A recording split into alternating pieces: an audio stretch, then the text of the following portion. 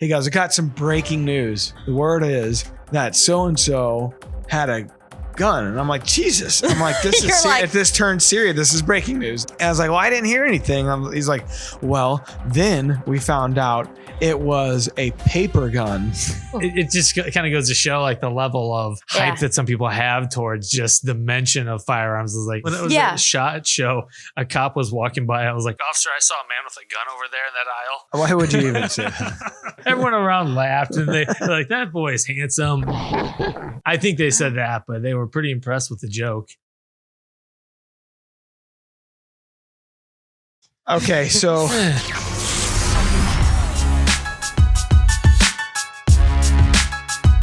what's up, everybody? Welcome back to the Drury Outdoors 100% Wild Podcast, episode 365. We are powered by DeerCast. I'm with Matt Drury. I'm with Tim Chelsvik, and we got a special in-studio guest today, Taylor Drury.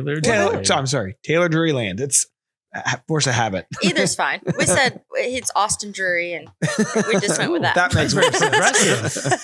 I like that. So this is episode 365. Tim's been like deep teasing this episode for a while because now, if you're a new listener, you can listen to a podcast every day for a year.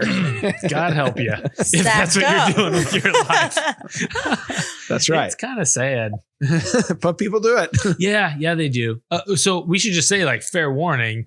And it's a little dry when you start out the podcast. The Mark Kenyon years. I wasn't going to say that, but Tim's not on it. I mean, but even when I came on board, that's when it really took it. It's still. That's when it took off. Took us a little while to find it.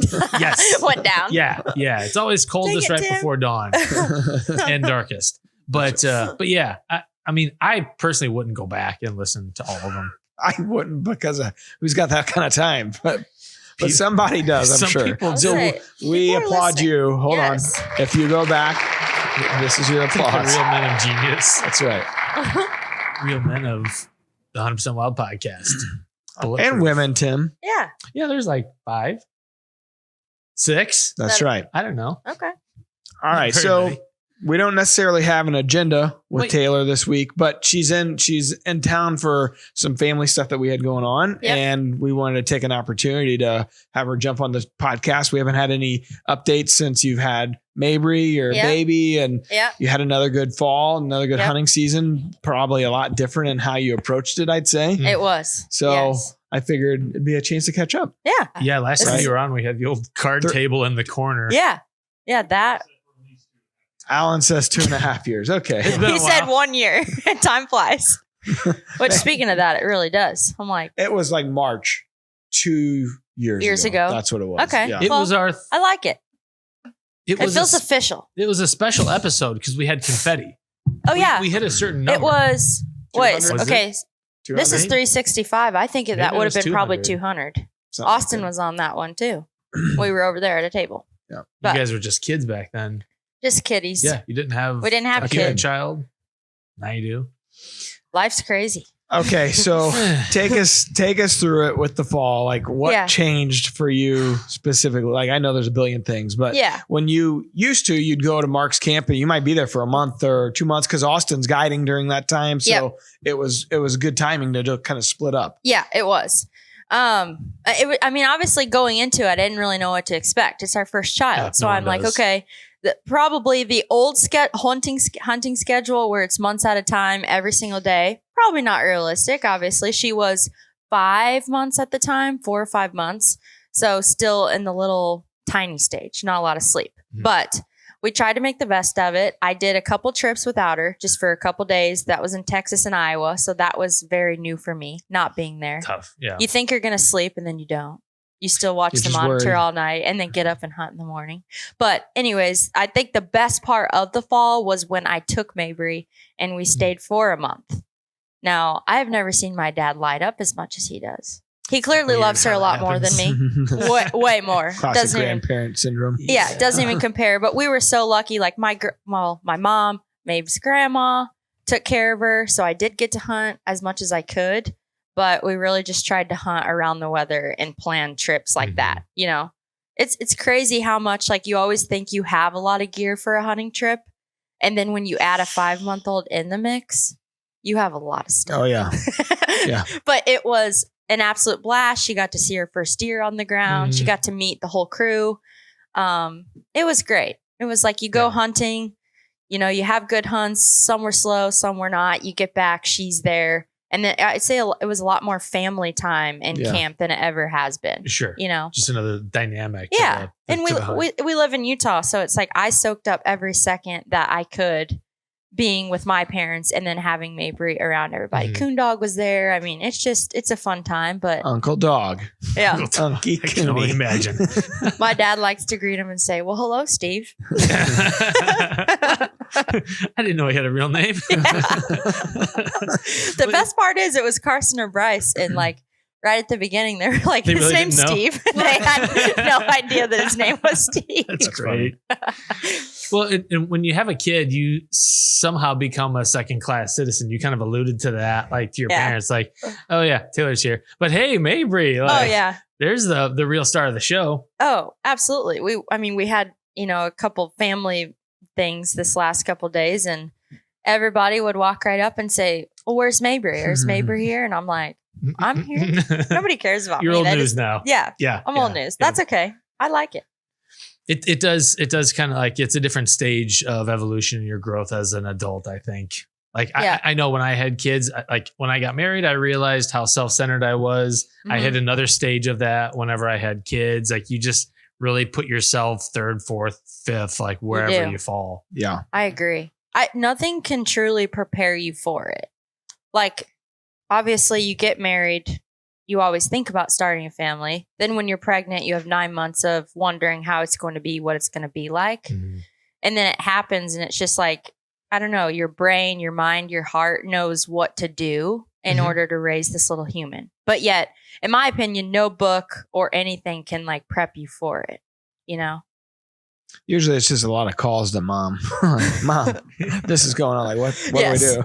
Yes, many of those. And a lot of unsolicited advice. She hasn't slept for 48 hours. Can you help? Nobody calls dad and asks, hey, Terry, Cameron hasn't slept in 14 hours. What should I do? I don't know. Well, have you burped him? Well, it was a different generation. Like, I know my mom said, I don't think my dad changed a diaper. No. And that was just... Which is crazy because I changed I remember vividly the first one in the hospital with Cameron, and I was like, what do I do? And luckily, Randa was sleeping, and her best friend, Brandy, was there. And Brandy's like, you've never changed a diaper? I'm like, why would I?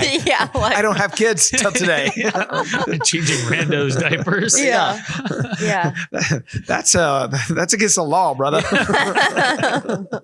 Is this a trap? Yeah, but you figure crazy. it out. You do. Guess what? They're pretty. They're pretty resilient. Like the kids, like. They are. You got to try real hard to screw it up. Yeah. But it truly, I don't know. It was life changing for everything. Yeah. You no longer look at things the same. You don't respond to things the same. You just put them first and then follow that lead.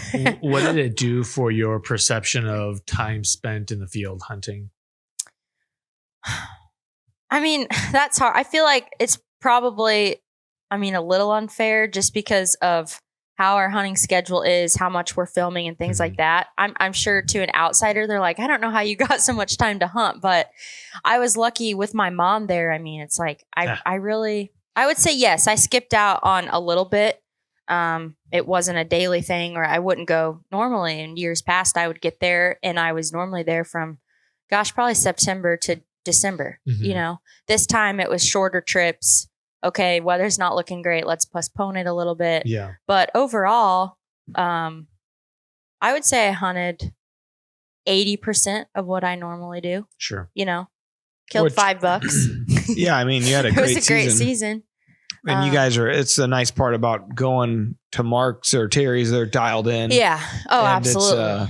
You kind of step into a good thing there. Big time. So yes. They have deer. Well, Mark has a lot less this year in Iowa. Which you didn't. Did you have an Iowa tag this year? I don't remember. But late season. I did. Yes. I drew a gun tag. Yeah. Yep. And then we got Missouri, the flu. you get 2 tags. You get the Iowa, you drew a gun tag. I drew a gun tag. Texas, you had what, 2 tags down there? Yes. Texas, I killed 2 bucks with a bow. But yeah, it's just, I don't know. I cannot wait to bring her. Like I'm almost looking more forward to turkey season because we're going to try and see if we can kill a turkey with her. Oh yeah. Cool. She'll be one. And there's also this photo that my dad's like, we have to recreate it. It was when I was 1 year old in a mossy oak dress. And he's got me on his knee with a turkey, the stash and the glasses, which I think in order to recreate it, I mean, it's really the least he could do. Shave the goatee, just have the stash. Yeah. But we're really wanting to recreate that with Mabry, with him. Just kind of a cool, like, full circle thing. So are you in the shot? Yeah, I'm like, I think I get kicked out of the shot because really to recreate it, it could just be Dad and Mabry. That's right. Yeah. Oh, boy, this guy got really old. Behold the ravages of age. Yeah. But her birthday is always going to be turkey season. So that's going to be fun. Yeah. Birthday turkeys, hopefully. Yeah. Yeah. It's a double-edged sword. Both my kids are born in November. So it's like weekend birthday parties, the 20th and 30th. And what if we do just a combined birthday party in, I don't know, December or January? They're like, no. That doesn't seem to fly. Yeah. No. Not allowed. But like it does, I think, make you value your time afield that much more because it's such a commodity. Like the time I'm out in the field, I'm away from them and everything that's happening as they're growing up. Yeah. I mean, I would say I struggled a little bit because it's like obviously during Mow Rifle and even Missouri Bow, I mean, we were hunting mornings. And she was at the point where she was like in a 4-month sleep regression. So everyone would like hear crying all through the night, but I'm up with her. I would sleep 2 or 3 hours. Alarm would go off. My mom would come into the room. I'd get dressed, go hunt. But by the end of it, I was like, I am tired. 2 to 3 hours of sleep is not. Well, anybody that hunts like the rut, that grind of the rut of little sleep, all day hunts, like that's kind of what that would feel like. Yes. Sleep. But a little crying thing over by your bed all night. And that no good Austin in Utah. Just sleeping so good. Just thick-headed lug sleeping the night away. His quote every day. She had a good night. I'm like, well, what night were you on? I think you misheard. He's hitting the NyQuil like right before bed. Oh yeah. I didn't hear that. Completely checked out. He could sleep through an absolute freight train going through. So, and during the season, what was the favorite hunt, favorite moment, whether it was related to Mabry or not, like what was the favorite hunt you had from the season? Overall, favorite hunt. Gosh, it's always a hard question. I love every hunt for different reasons, but pretty cool moment. I drew my Iowa tag, got the flu. So I was like, shoot, I'm going to miss it. It's like, obviously Iowa's not a state where you can turn in the tag and get your points back. So was like, okay, am I even going to make it? Then 2 days left, flew in, surprised my mom, didn't tell her that I was coming. And because of that surprise, she was so happy that she went hunting with us. Oh, that's cool. And that never happens. And I killed a buck that we called A-frame with her in the blind.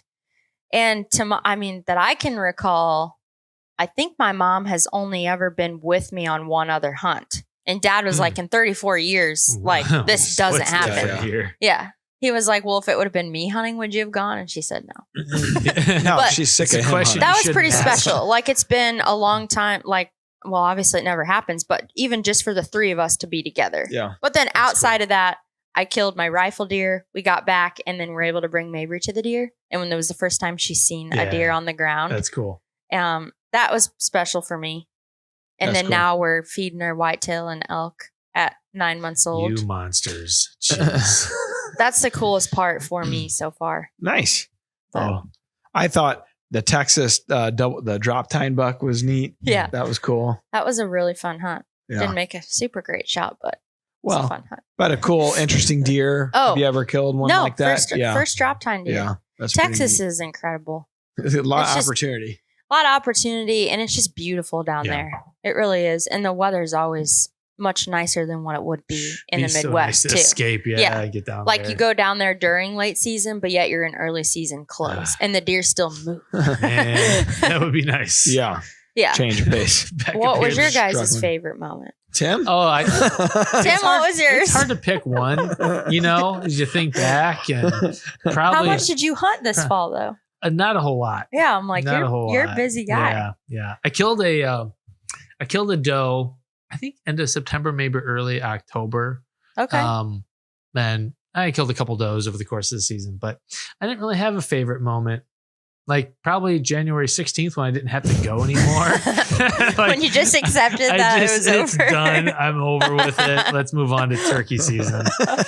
Another one of those. That's okay. Yeah. Just a tough season. It'll just make 2024 that much sweeter, right? Yeah. When you just kill a monster. Let's hope. Yeah.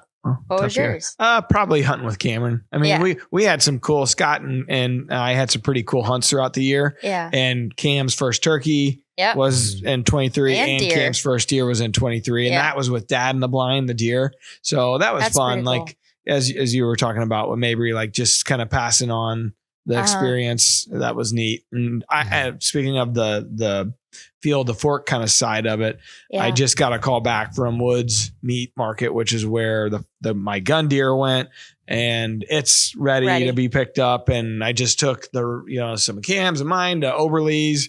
So we're going to get a bunch of Oberle dog. That's going to be done on Friday. So like the full circle, getting to start eating all of it. And right in time for the Super Bowl. That's right. So I don't think we can say that word. The big game. There, right in time for the large game. Football. Yeah. So the Cameron hunts were fun, and because he's not, we've talked about on the podcast, he's not. We don't have a lot of chances to go. Yeah, we don't live near the woods, we're in suburbs, and so there's a lot of things that compete with time to go hunting for school. And the athletic side, and sports and the things he's really interested in. So, it was kind of a pull to get him to go, but when we went, he always really enjoyed it. Yeah, and those times are fun and special. So do you think he's going to be like already itching to go back next year? I don't know about itching. I think it's going to be each year. It's going to be, I remember how I was, and it was as much about, it was something that Dad really wanted. And so I did it because Dad really wanted it, wanted to do it. And it was almost with the camera and all that. It felt like a little bit of a burden. Yeah. So I kind of sense a little bit of that with him. Yeah. And I ask him if he wants to go, I take him. And sometimes I push it a little harder. Yeah. Like the youth seasons are an excuse. It's like, hey, it's just a 2-day season, bud. Let's go, Yeah. So he kind of gears up for that. But Dad's done a real good job of also talking like every time he sees him, I need you to come find all the deer for us and all that. Cause Cameron did a good job of like the recovery and all that. So I think he feels a sense of pride in that way. Like, I'm really good at this. Like I'm needed for this. Yeah, that's right. Shake and bake. Yeah. And that's awesome. That's right. I cannot wait for that, like to take her hunting. It's cool. Yeah. I mean, they literally go from like being expensive pet that you have to that doesn't sleep very good. Like now I can ask my kids to go get me things, and then they're a net benefit as opposed to a net drain on your energy and resources. Yeah. Especially if one doesn't stop talking. Just nonstop. Sophie came downstairs last night and started talking and I don't know. It was about some girl drama in her class, and it just kept going on. You gotta be interested, man. You were like, yeah. And then what? And then what? Suddenly at bedtime, I become the most interesting person in the world. Bed. Yeah. And I was like, to talk. Okay, you got to go to bed now. Yeah. Yeah, dinner time when you ask them about the day, you don't get they're much. gone. They're a ghost. So Cameron, I picked the kids up yesterday from school, and he goes, I got some breaking news. I'm like, oh yeah. I get to the truck, and Lola's like, she's a nosy Nelly. So she's like all in. She's like, what is it? What is it? And I go, okay, first of all, because a lot of times Randa picks him up from school. And so at dinner time, when I ask about the day and he starts telling a story, Lola gives all the details. It pisses him off because he had already told the story in the car to Mom. So I start the whole thing off. I'm like, all right, Lola, whatever he's about to say, you cannot tell Mom. So he gets through it. He's like, I got breaking news. And he's like, well, it's a secret. I hope he doesn't listen. He does listen to some of the podcasts because he's got AirPods now. So, and an iPad. Now it's not a secret. So it may not be a secret, but he's like, you can't tell anybody. You can't tell anybody about this secret. You're I'm like, what? What is it? He's like, well, so-and-so, the teacher came in at lunch and he looked really mad. I'm like, yeah, what happened? He's like, well, the word is that so-and-so had a gun. And I'm like, Jesus. I'm like, this is if this turns serious, this is breaking news. I go, well, we would have got a call from, like when that kind of stuff happens, like you get emails and calls and voicemails from the school, even like if there's the threat that it might be something. Sure. Yeah. And I was like, well, I didn't hear anything. He's like, well, then we found out it was a paper gun. And then we found out it was a paper barrel. I'm like, what do you mean? He's like, a drawing of a gun. And I'm like, okay, so you went from this is, I guess, breaking news, but this isn't nearly as serious as what you it's big stuff in his started world. with. But it was that was the excitement of the day. And then at dinner, I guess he went to go play because it was nice out yesterday, and Lola must have went straight upstairs to tell Randa there was breaking news, but she couldn't remember what it was by the time she got up there. I just remember the phrase breaking news. So Randa, she's like, there was a gun. That's all I remember. No, she didn't remember anything. No details. So Randa comes down. She's like, what's the breaking news? I was like, I'm not telling you because it's Cameron's story. And I was like, but it's not nearly as breaking. It's going to start off sounding bad. So, that's like a game of telephone. That's right. Yeah. So it was fun though. Yeah. Anyways. That is scary though. But it was a paper gun. You're like drawing a gun. But at first, I told him, I was like, so bud, this is a lesson for you. Like you can't because obviously there's guns around the house or on safes, but like we are they're numb. Why'd you look at your arms when you said that? Our kids, come on, Tim. Our kids are numb to gun talk because guns are always around. It's a way of our life, Yeah. So they probably are desensitized to it. Yeah. So I told him, I was like, but that's something, man, you got to be super careful talking you about. go into school talking about hunting and this and that. I go, these are different. You just can't do that kind of stuff. No. That's a good example of why. In my previous life, working in youth development, I got a call from one of my staff members, and she was like, I need to talk to you in person immediately. We have a situation. And so I go to the facility where they were at. It was like I think they're on the campus of SLU here in St. Louis. She was like, so-and-so drew a picture of a pistol. Like every kid. And then she stopped, and I was waiting for, and then he stabbed a kid. Then he crumpled it up and he threw it at me. That was it. And it just kind of goes to show like the level of hype that some people have towards just the mention of firearms. Is like, okay.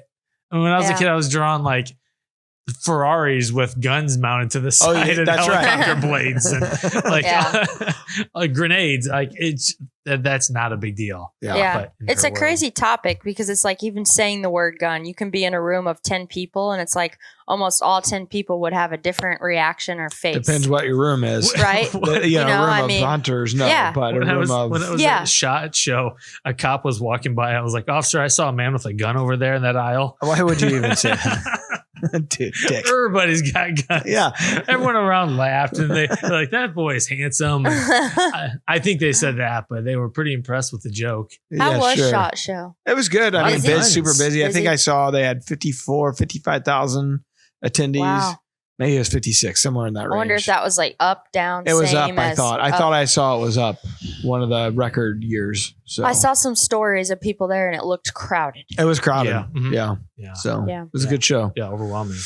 But anyways. Speaking of overwhelming, let's overwhelm our friends here with the question of the day. All right. So the question of the day is brought to you by Sportsman's Channel, your home for Winchester and Drury's natural born and everything red, wild, and blue. We got original episodes airing right now. Ooh, they're good, man. Natural Barn brings the heat. There's all kinds of kills. It's like 2 or 3 kills and like 2 or 3 deer kills in every episode. Cornucopia o kills. Yeah. Yeah. So the question of the day here is it safe to let my dog chew on shed antlers? You see that a lot. I mean, I get asked a lot from like people like friends that don't hunt. Like, hey, you got an extra antler for my dog? They sell them at pet stores for a lot. I was just gonna say we were at Cabela's the other day. It's crazy how much they're selling them for. Yeah, I'm sitting on ours. Yeah. So I did a little looking into this because I was curious, and it sounds like I think it was like the American Veterinarian Association. They said that because whitetail antlers are relatively brittle, like they can splinter, that you can let your dog chew on them, but you should supervise them when they do that. I was going to say, if they splinter, wouldn't that be a bad thing? Yeah, it is. I mean, you don't want to let them go unsupervised. I mean, and they also said like you run the risk of a dog chipping a tooth or breaking like poking a tooth their eye out. Mm-hmm. No, you can't. You ever see a dog attack a shed? Like you can't hardly. They're just everywhere. Going nuts. So it's kind of gonna poke your eye out, to dog. the individual. But I've always kind of wondered about this, and apparently the Veterinary Association, they said like be very, very careful with it. Is there any nutritional value in it for them? Like are there any properties calcium, in that? Magnesium, and like phosphorus. There's all kinds of trace we're giving minerals. Mabry all kinds of frozen toys and teething I thought you were going to say antlers. I was damn. Aggressive. But I'm like, same thing. I mean, look at her go to town on that thing. Here, Mabes, here's an antler. She's teething. Here's an antler. The real Drury. Knock yourself out. Antlers. Have a ball. Chewing on turkey tail feathers. Same thing in a way. Animal versus human. Yeah. So the answer to the question is yes. Maybe. It's great with supervision. Yeah, with supervision. And who's going to supervise their dog chewing on hours at a time? Someone that doesn't have a whole lot going on in their retired life. People. Yes. Or the jobless. A lot of those. The unemployable. The Wildlife Word is brought to you by Nutrient Ag Solutions. Get best-in-class solutions and service to help you lead in the field this season and beyond. Taylor, she's been working closely with the Nutrient Ag folks. I have been. Great people. Yeah. Really great people. Easy to work with, too. Very easy, very nice, and some really awesome, like talented girls that came from different industries too, like one being NASCAR, one Coca-Cola. So pretty interesting to hear their backgrounds and then how they all got into ag. It's pretty awesome. That's cool. Yeah. Okay. So the whitetail gestation period is about how long? Oh, I know this, but is it A, 3 months, B, 1 month, C, 3 years, or D, 200 days? What do you think about this? That's street talk for 100. Tay, we always let the guests go first. I have my answer. Man, I feel like I should know this, but I like to talk it out. Like to answer the question, sometimes I got to talk about. Think about when the rut happens. Think about when they actually do it. Okay. Yeah. Oh, come on now. That's what she said. And then think about when they have the fawns. Yeah. That should help you kind of with your answer. So Tim, ipso facto. A 3 months. Okay. Because there's not an option that's really given that time range. When do they usually have their fawns? Spring. Or do they? Don't listen to Tim. It never helps with this. But usually what happens is he's going to poke a hole through my theory of how I come up with my answer. Like our time range that we're calculating isn't an option. Well, how many days? So how many days do you think it would be? Okay, so actually it's probably D200. That's what I was thinking. I was thinking D. Okay. Tim. There's the right way, the wrong way, and there's the Matt Drury way of getting to the answer, which is usually the wrong way. It just takes longer. You were basically saying from the rut to early spring. Yeah, if I know what gestation period is, but maybe that's comes out to maybe that's where we screw up first. I didn't. Yeah. So if anyone at home is wondering what gestation means for their benefit, we all know what that means. Of course, cooking a baby. That's right. As the doctors say. Yeah. Mm-hmm. So 200 days. Okay, and you're going with 200 also. How many months is 200 days? What's 200 divided by 30? Yeah. Okay. 200 I can't do math off the top of my head. Read. 6. That can't be right. Is it? Yeah. They have them about spring, May, April. Because the boys are always watching out for them when they're on the track. So folks, tune into next 200 episode. days. We'll give you the answer. 200 days. I'm sticking days. with my original thought. All right. I went from 3 months I like to 200 the moxie. days. Okay. All right. Well, it is D, 200 days. Hold on. Yep. We did great. Audience. Yep. I was wrong the first time. Which is also how biologists will track peak estrus. They'll just kind of figure out when they dropped and then backtrack at 200 or 201 days. And you wonder why it takes me so long to take a test. I got to do that for every. You should see me take a math test. It's really hard. You don't even finish by the time that it's Beautiful over. mind over here. Yeah. I get there. Okay. Well, hey, we finally got a shout out this week. Jeff Semling, he just joined the Rack Pack. He said, I like that they can joke around about missed opportunities and they don't always have a perfect season. Or never. Why break the streak now? You know what? Right. I feel like you always got to joke about that stuff. We were talking about SHOT Show, and I had a meeting with the good folks over at Winchester Ammo. One of the guys, Nathan Robinson, he'd been in here to do interviews for Natural Born, and he's a avid listener of the podcast. He said, I think it's just, I like it because it's relatable. Like you and Tim Seasons are relatable. You're like, oh yeah, thanks. It's a nice way to put it. So what? You're saying mine's not relatable? Not really. You killed deer. Killed $5. I didn't see $5. We got to thank Mark on those. All right. So last but certainly not least, we're going to welcome some new Rack Pack members. Every week we have some new folks in the Facebook group over on the Drury Outdoors Rack Pack. And every week Tim puts some names together. I butcher the names as I read them, and there's a fake one somewhere in there that we got to sniff out. All right, we got Corey Burgard. We got Jeremy Sullentrup. Joe Marshall. Brad Schieber? Zach Peterson. Marcel Gravel. I think I feel like that's real. I think it's real. Archer Dan. That's the only reason I know that's real is because Tim goes, which one of you guys are fake? And Archer's like, what? What's that supposed to mean? I'm Archer Dan. Was he the one that posted the Steve Brule meme? Yes. Yeah. And then Jansen Foster, too. Cody Kaysen, Cody Loop. Yeah.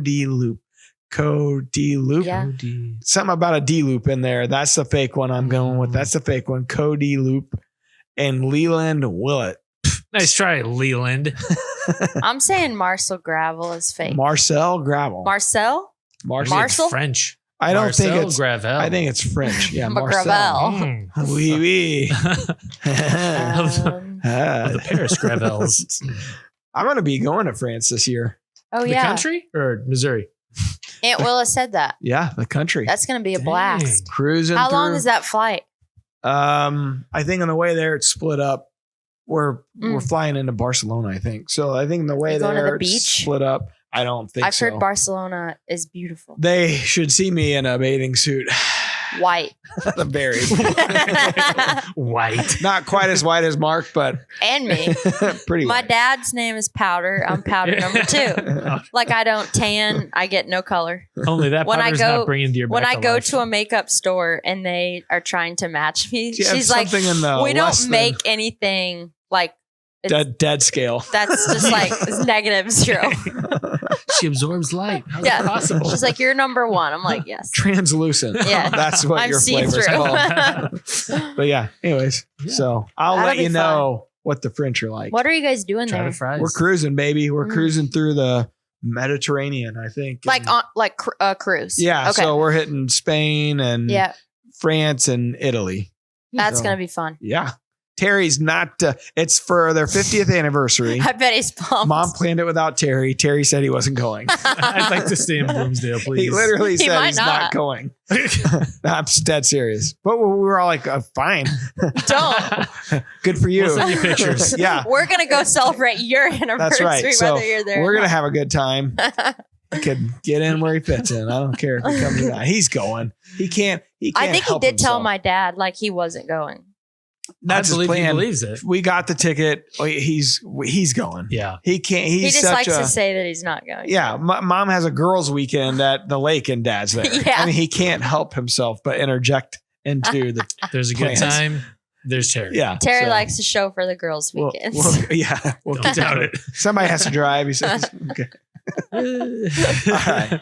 That's probably enough show for today. Well, Taylor, congrats on a great season. Thank you guys. Thanks for coming in. Thanks for having me. We'll hit you at episode 460. We'll get you at 500. 500. We'll have some news set by then. Yeah. Sweet. Back to Utah I go. Here. Yeah. Flying out in a couple hours. Yep. Ooh. Safe travels and good luck this turkey season. Thank you. And we'll catch up soon. Thank you, guys. Adios. Good luck. Hope you have a good next fall. Thanks. I'm rooting for you. Don't stay tuned because it's not going to be right. Don't hold your breath. We'll let y'all know. All right. Well, that's enough show for today. Until next time, peace out. That's a wrap. DeerCast is now supercharged with maps. Get ahead of your game with killer new features like live Doppler radar, wind check out to 5 days, virtual rain gauges, GPS path tracking, and more.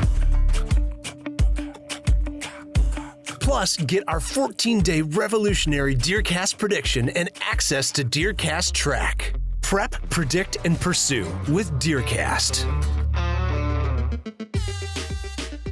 We're adding new videos every week, so make sure to click that subscribe button and check out all of our amazing content. This episode of DoD TV is brought to you by DeerCast. Prep, predict, and pursue your target buck.